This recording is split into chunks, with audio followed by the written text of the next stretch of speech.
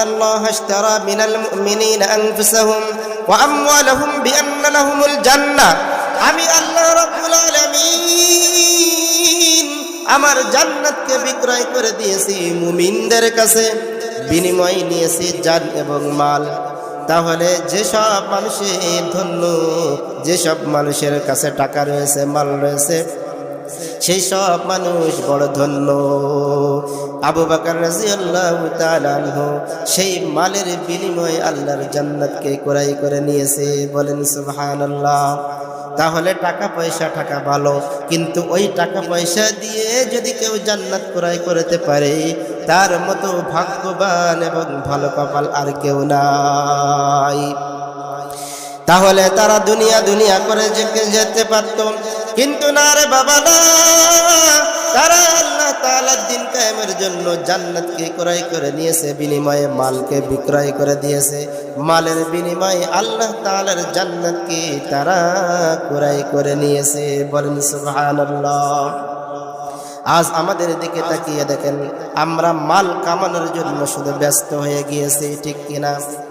কিন্তু এই মাল আপনার কি কাজে আসবে বলেন? আল্লাহ রাব্বুল আলামিন বলেন, বাল তুসিরুনাল হায়াতাদ দুনিয়া ওয়াল আখিরাতু খায়রুন ওয়া আবকা। ইন্না হাযা লাফিস সুহুফিল উলা সুহুফি ইব্রাহিম ওয়া মূসা।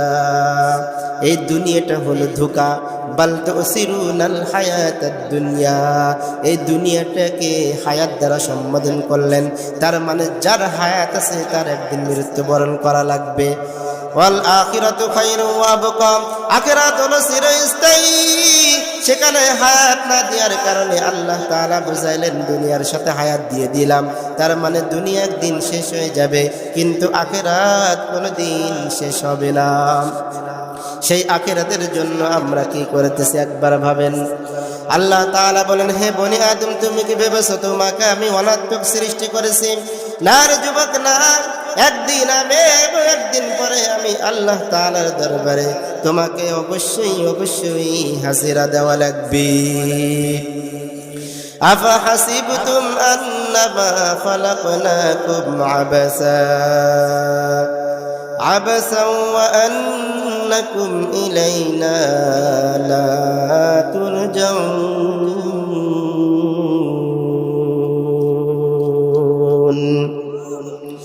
या इलाही तू मेरा माबूद है, या इलाही तू मेरा माशूक है, या इलाही मुझसे मुझको दूर को, ताकि देखो मुझ में तुझको एक नज़र।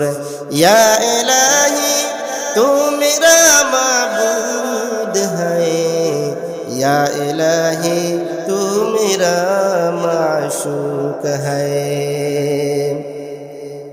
তাহলে আল্লাহ তাআলা বলেন, আমার সামনে কি নিয়ে দাঁড়াইবা তুমি?